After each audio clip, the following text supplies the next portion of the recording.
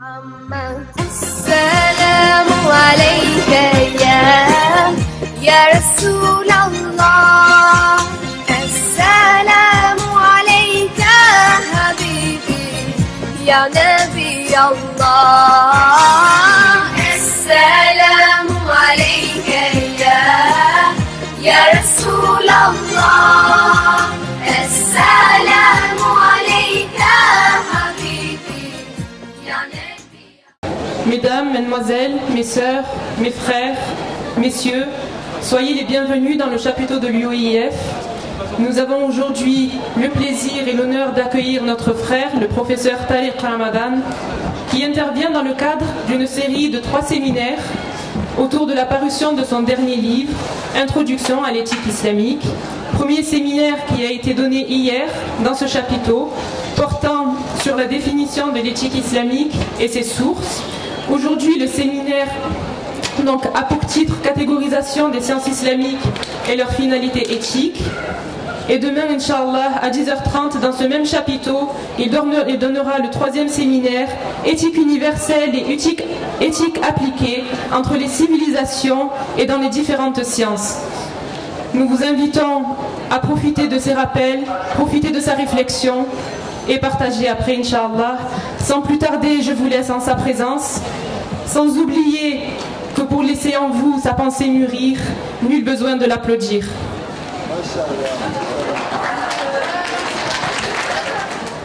Alors, ce que j'avais fait hier, simplement pour résumer et poursuivre ma réflexion aujourd'hui, ce que j'avais fait hier, c'est de parler d'abord de la terminologie, d'essayer de voir quelles étaient les traductions à partir de l'arabe, à partir de la référence musulmane elle-même, ce qu'on entend par al-akhlaq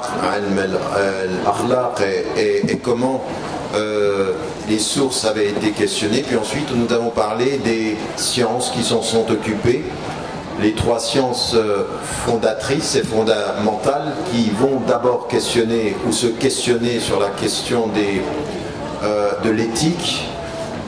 C'est, dans un premier temps, nous avons parlé du fiqh, du droit et de la jurisprudence. Nous avons parlé également de ilm al-kalam et de al-falsafa, c'est-à-dire la philosophie et la science de la parole, mais qui est liée à des théologiens philosophes et des philosophes théologiens. Et puis le dernier élément, c'est tasawwuf, c'est-à-dire le soufisme, la mystique musulmane. Et donc il va y avoir dans notre histoire une catégorisation des sciences, et cette catégorisation des sciences, il faut en comprendre le sens et se rendre compte comment chacune de ces sciences va aborder la question de l'éthique. Je vous avais dit également, lorsque nous nous étions quittés hier, que finalement on s'aperçoit que le fiqh va se poser la question du moyen, c'est-à-dire comment traduire par la règle ce qui est la norme morale, que les philosophes théologiens et théologiens philosophes min ilm al-kalam vont se poser la question des sources. Est-ce que c'est le Coran, est-ce que c'est la Sunna, est-ce que c'est la raison, et que les mystiques, les soufis, eux vont se questionner sur les finalités, le pourquoi, l'objectif. Donc source, moyen et finalité.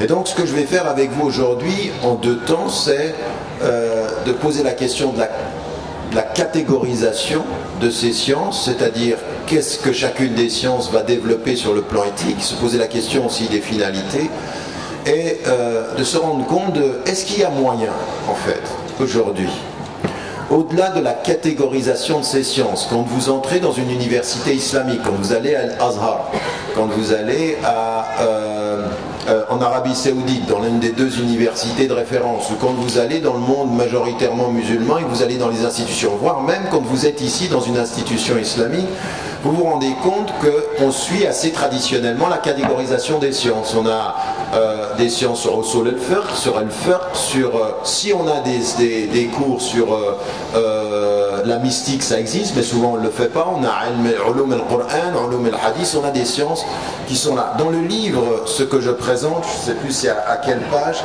mais à un moment donné, j'ai fait un tableau de l'ensemble de la géographie des sciences islamiques, c'est-à-dire à partir du Qur'an, wa Sunnah, Sharia, Ulum al-Qur'an, Ulum al-Hadith, Usul al-Fiqh, ilm al-akhlaq, ilm al-tasawuf, tout ça c'est catégorisé d'une certaine façon pour qu'on ait une idée de la géographie. C'est important qu'on ait une idée de la géographie, comment ça se constitue. Et le problème que nous avons aujourd'hui, c'est que nous avons hérité historiquement de sciences qui ont été produites à des moments de l'histoire où il y avait des besoins.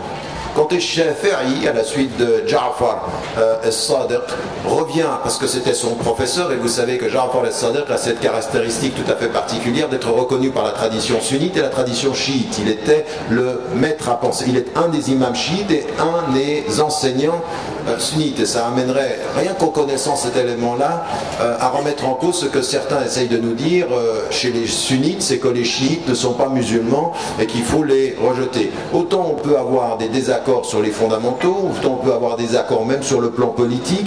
À un moment donné, il ne faut pas que ces désaccords aillent à l'encontre des fondamentaux qui nous unissent. Et donc là, il faut faire très attention à nos jugements.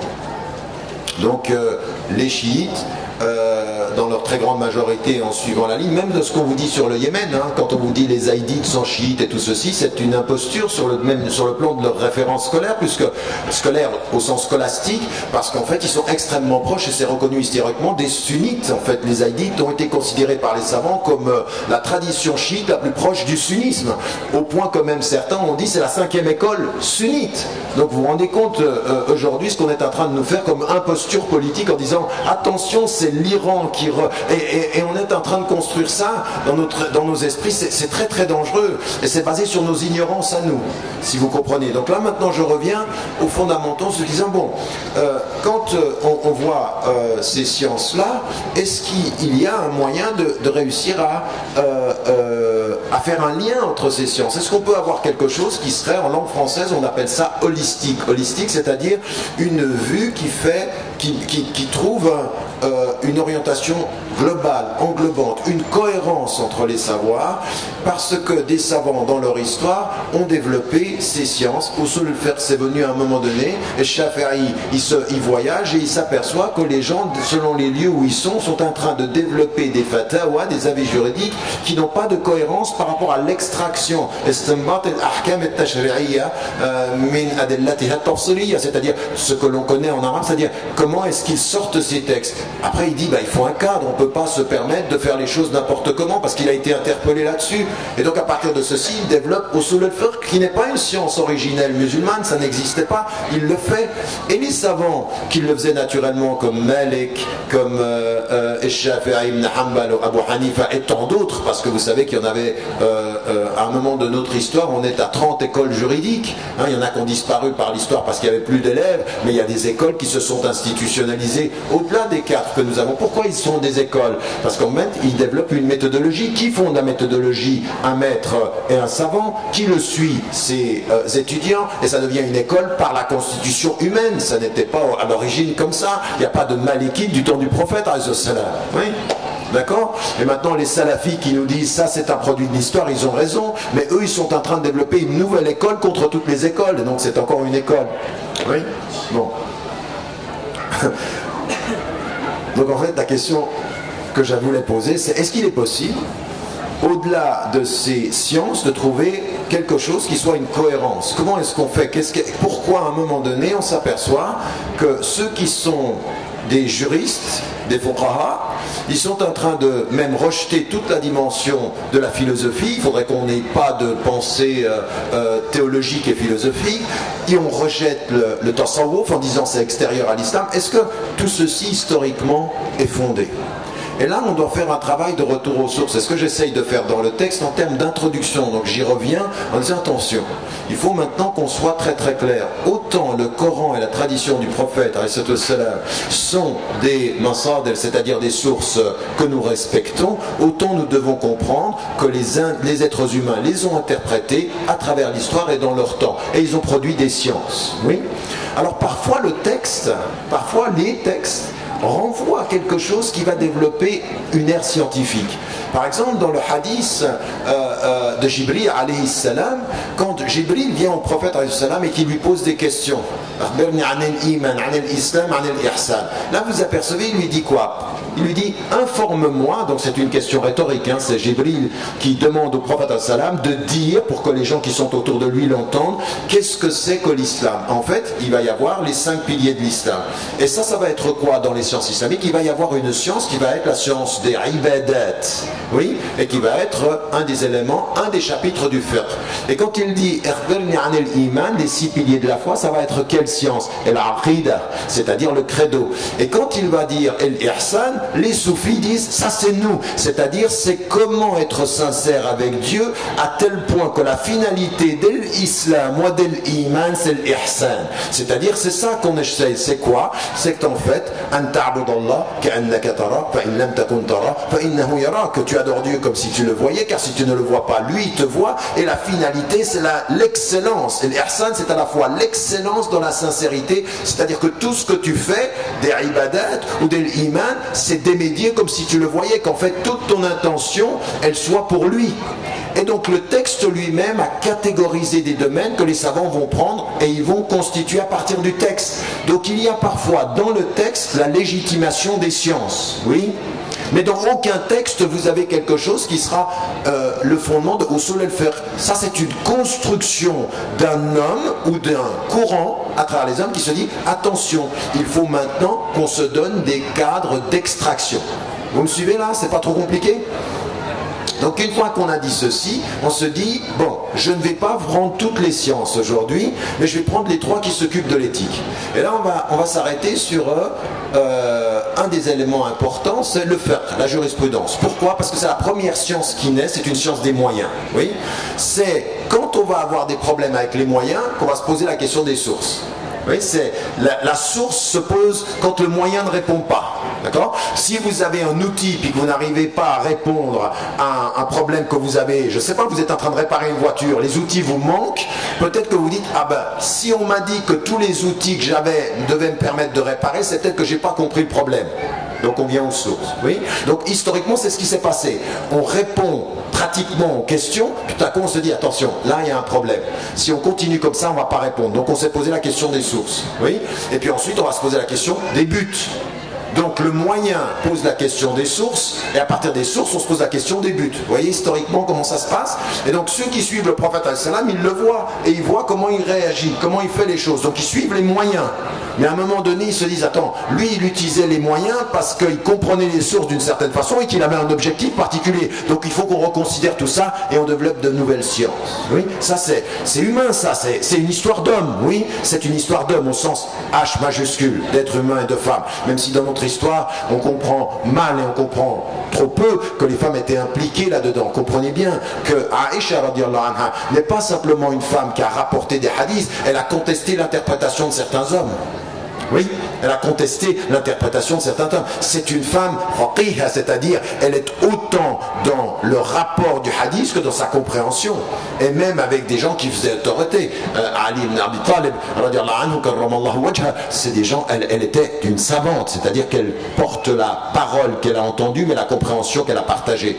Je répète, elle porte la parole qu'elle a entendue, mais la compréhension qu'elle a partagée. C'est ça, le savoir.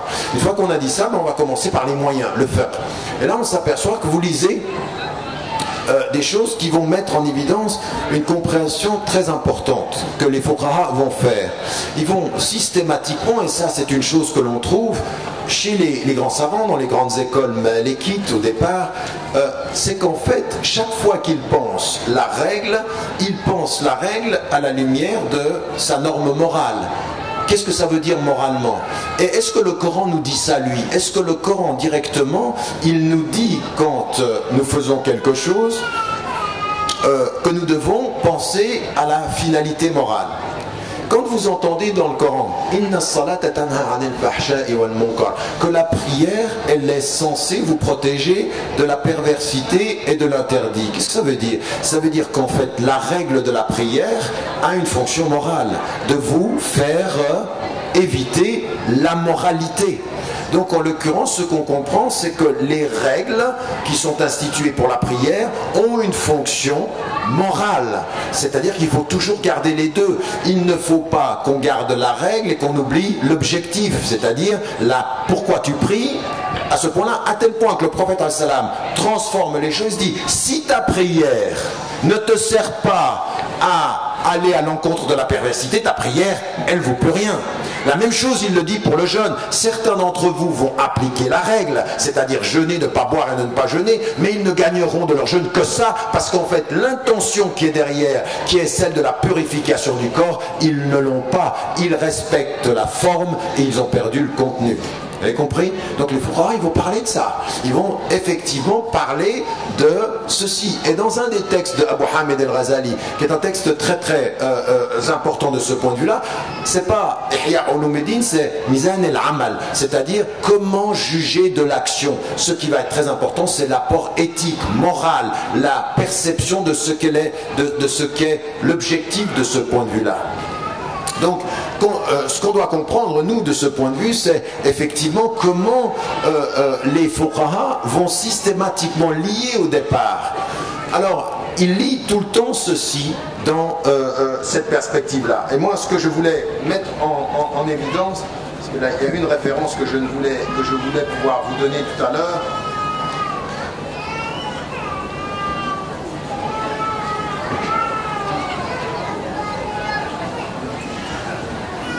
Oui, donc ce que j'étais en train d'essayer de dire, c'est de relever cet élément-là qu'on a chez le fuqaha, c'est-à-dire ce lien. Et donc, même quand vous revenez dans Surat Taha, quand vous comprenez pourquoi vous priez, en fait, systématiquement, les règles que nous avons quand nous disons La ilaha illallah, le début, la shahada en islam, c'est pas simplement la reconnaissance qu'il y a un Dieu unique, ashhadu an la ilaha illallah, c'est en fait que l'orientation complète de ma vie doit être celle de ma relation avec Dieu.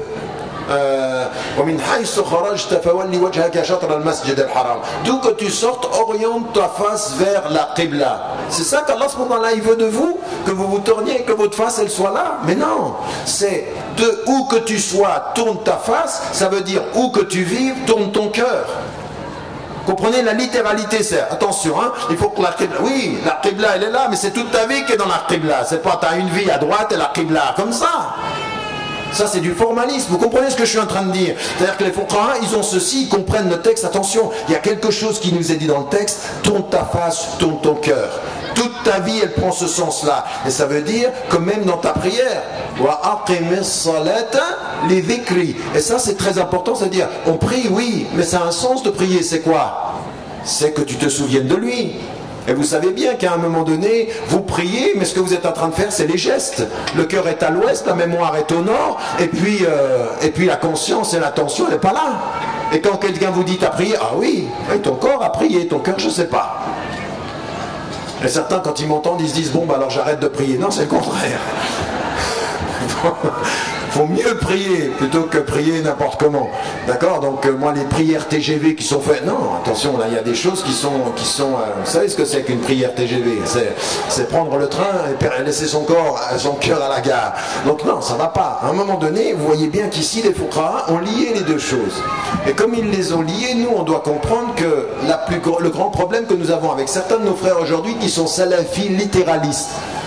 C'est-à-dire que ce sont des littéralistes. Ils sont complètement obsédés par la forme des choses. Et ils en arrivent à dire, attention, mais toi tu portes le foulard, c'est très très bien, attention, mais que porte ton corps et ton cœur quand tu portes le foulard? Tu portes la forme qui te permet d'être jugé comme une bonne musulmane, ou tu portes la lumière qui te fait avancer comme une musulmane? La même chose pour la barbe, la même chose pour la tenue vestimentaire, la même chose pour la pudeur, la même chose pour la pratique. Donc le fiqh de ce point de vue-là, il a été développé de cette façon-là, et c'est pour ça qu'on comprend que dans beaucoup d'écoles, si vous comprenez ceci également, dans notre référence, on comprend de ce point de vue-là combien ces choses sont importantes. Et là, on a des savants qui se sont beaucoup référés à ça. Vous connaissez par exemple, comment est-ce qu'il s'appelle, l'Ahkam al-Sultaniyya. L'Ahkam al-Sultaniyya, qui a écrit l'Ahkam al El-Mawardi. El-Mawardi, il écrit Ahkam al-Sultaniya. Mais à côté de ceci, il écrit un livre, Adab al-Dunya wa-d-Din. Et ce texte-là qu'il écrit, c'est un texte fondamentalement éthique, c'est-à-dire qu'il va prendre les règles et penser les finalités de ce point de vue-là. Et vous avez des savants qui, de ce point de vue-là, même les plus littéralistes de nos savants, ils vont écrire sur ces éléments-là. Vous connaissez, par exemple, Ibn Hazm. Ibn Hazm est connu comme un Zahiri. Et il écrit Kitab ad-Din wa Siyar, c'est-à-dire le livre de la religion et de ce cheminement-là. Et de ce point de vue-là, ce sont des savants extrêmement méticuleux sur la question de la règle, mais en même temps très impliqués dans la question du sens. Et tout à l'heure, on parlait dans une des rencontres qu'on avait d'Ibn Taymiyyah, là aussi c'est très important. C'est lui qui répond. Regardez comme c'est absolument incroyable. Il répond à la réflexion qui est produite par El-Juwayni et par rapport à quelqu'un de Abu Hamid El-Ghazali, c'est-à-dire quelqu'un qui sont des références, qui essayent. Abu Hamid El-Ghazali, c'est un savant.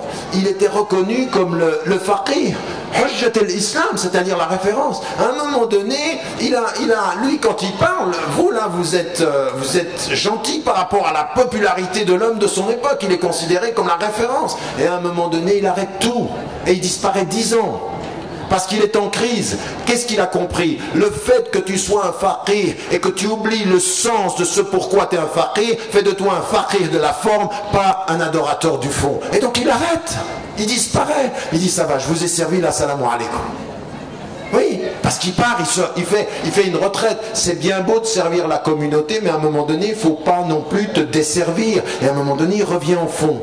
Et lui, c'est de ce point de vue-là, dans Mizan el-Amal, c'est effectivement qu'est-ce qui mesure l'action. Et donc vous vous apercevez que les Fuqaha, ils avaient ce souci-là. Et Ibn Taymiyyah, quand il répond à cet homme-là qui a arrêté pendant 10 ans, qui a eu une crise mystique et qui a essayé de relier les choses, eh bien Ibn Taymiyyah, quand il lit, par exemple, ce qui va être les maqasid, et qu'on vient et qu'on dit les maqasid et al-khams. Donc de ce point de vue-là, qu'est-ce que c'est? C'est ce qui a été développé par son maître, Imam al-Haramayn, c'est-à-dire El-Juwayni. Qu'est-ce qu'il dit lui?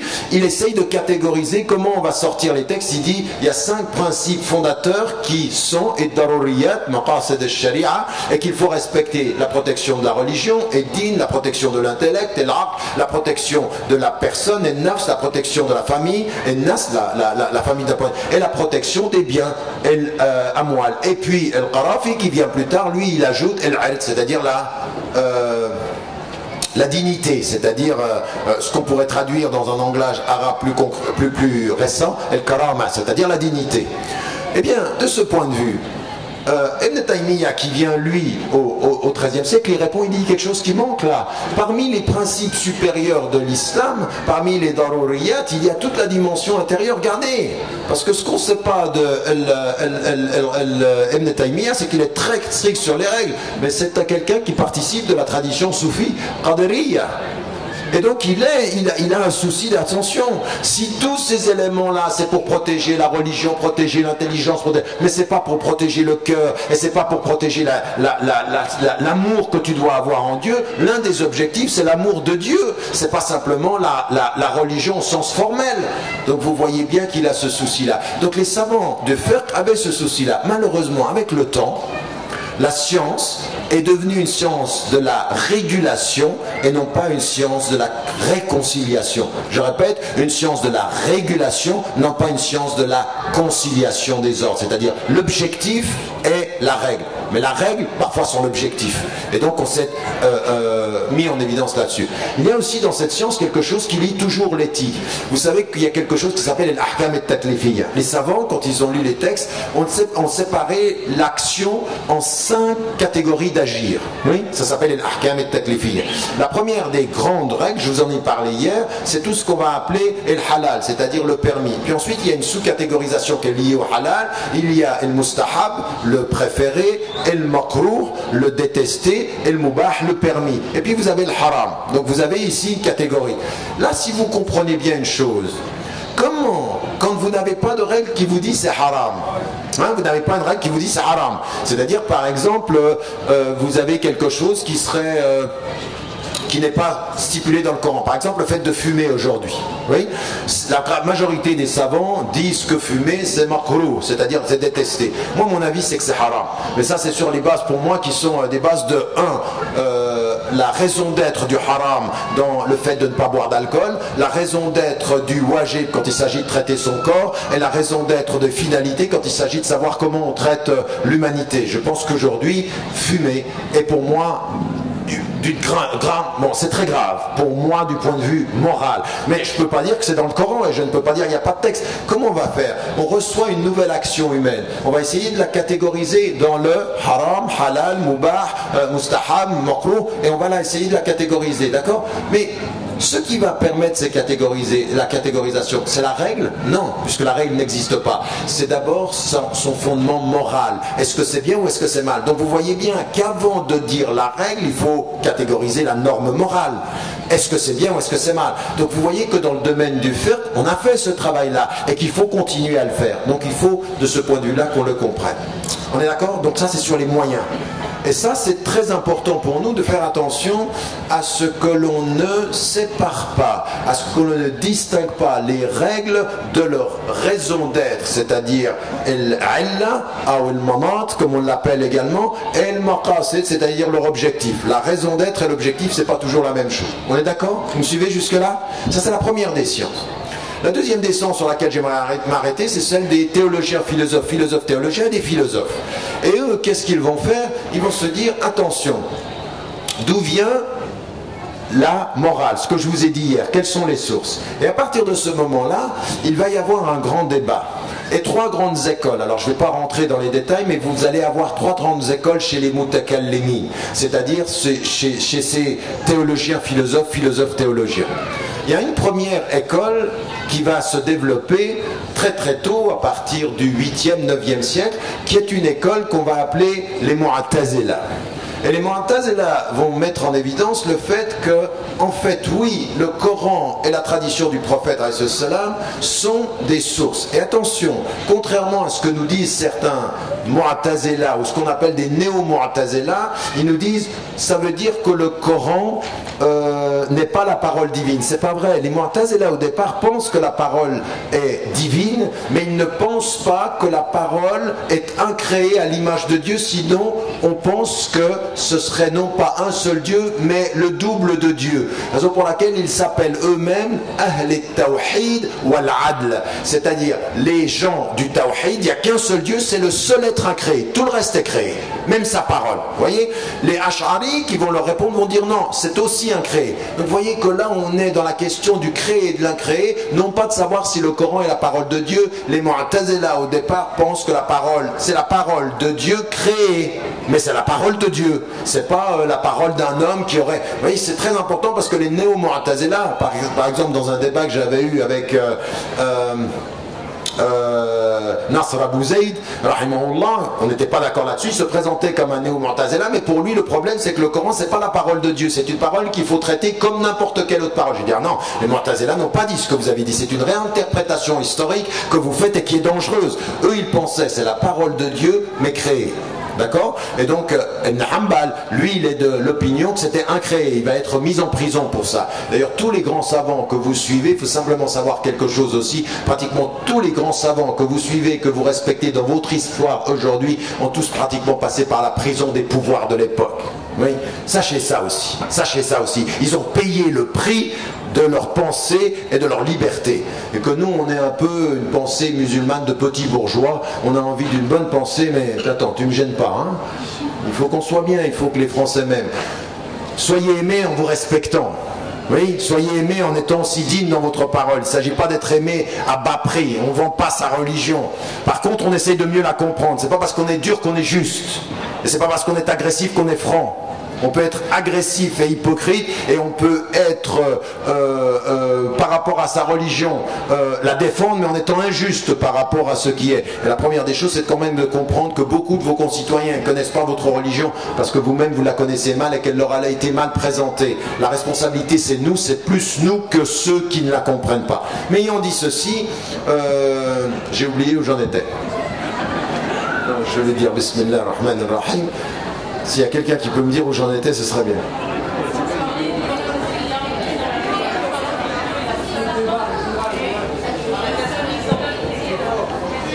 m'avez plus perdu que ramené là. Merci d'avoir essayé. Bon, je reprends à peu près je vois. Merci, barakallahu fiki. Donc ce que je veux dire, c'est qu'à un moment donné, il se pose la question des sources. Oui, de quelles sont les sources. Et ils vont développer une réflexion qui est de dire, ça vient de Dieu. Donc il n'y a pas de discussion là-dessus, mais ce qui vient de Dieu et qui est pour eux créé, d'abord c'est parce que c'est créé qu'on peut dire là, ilaha illallah, il n'y a de Dieu que Dieu, donc il est le seul être incréé, et en même temps il est juste. Et comme il est juste, il ne peut pas, Dieu qui est juste, c'est l'un de ses noms d'ailleurs, il s'appelle El-Adl, il est le juste, il ne peut pas nous mettre dans le Coran quelque chose qui ne puisse pas être compréhensible par notre raison. Donc sa justice doit s'appliquer aux moyens que l'on a pour le comprendre. À tel point qu'ils vont inverser les choses. Tout ce qui est dans le Coran doit, par la justice divine, répondre à ma logique rationnelle. Et donc la raison est une source de la compréhension de la morale et du juste. En d'autres termes, vendredi, dont je parlais hier, le personnage de Hayy el-Yaqadhan, c'est-à-dire qui était sur son île, doit être par justice doit avoir les capacités personnelles de développer un système moral que Dieu lui aurait permis d'atteindre par sa raison, même si il ne s'appuie pas sur la révélation. En d'autres termes, la raison peut par elle-même déterminer ce qui est bien et ce qui est mal. Alors, il y a plusieurs écoles qui vont se développer, de Koufa, de Nasra et tout ceci, je n'entre pas dans ces détails-là. Mais qu'est-ce qui est important? C'est qu'à un moment donné, ce qu'ils disent, c'est que la raison est un élément, une faculté qui permet la moralité, qui permet. Et l'Ash'ariya, parce que, en l'occurrence, celui qui va répondre au Mu'tazila était lui-même Mu'tazila, il a suivi l'Ash'ari. L'Ash'ari va dire non. Là il y a un vrai problème. La raison autonome peut devenir une raison arrogante si elle pense qu'elle peut déterminer le bien et le mal. Ce qui détermine le bien et le mal, c'est le Coran, même si la raison ne le comprend pas. C'est-à-dire que le Coran, les deux sources sont, de ce point de vue-là, les éléments fondateurs du bien et du mal. Donc là, vous avez un débat qui est un débat essentiel, c'est-à-dire comment est-ce qu'on peut déterminer ceci.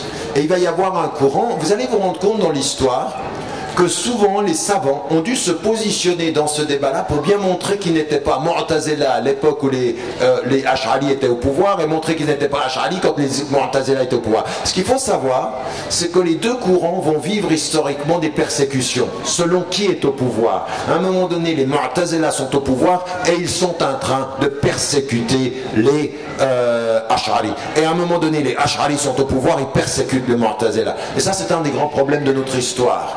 Nos pouvoirs politiques ont très mal géré la diversité des opinions. Et jusqu'à aujourd'hui, nos communautés musulmanes ne savent pas gérer la diversité des opinions. Nous sommes des juges très rapidement, même sans savoir. Plus vous avez de savoir et plus vous comprenez qu'il y a une multiplicité d'interprétations. Puis vous avez Maturidi, qui est un troisième courant qui se positionne entre les deux. Et en fait, la majorité de nos grands savants, même sans le dire, sont plus de ces derniers courants-là. Ils ne le disent pas parce qu'à un moment donné, politiquement, il fallait se positionner. Oui, politiquement, si vous allez, même aujourd'hui, si vous allez au Maroc et que vous êtes dans la tradition marocaine et vous commencez à dire, moi j'ai un avis Hanafi, on dit, oh là, t'es dans un pays Maliki, Ash'ari. Moi je me souviens, j'étais allé faire une conférence une fois, il y a un monsieur moi, le Maroc, non, pour qu'on se comprenne bien. Hein.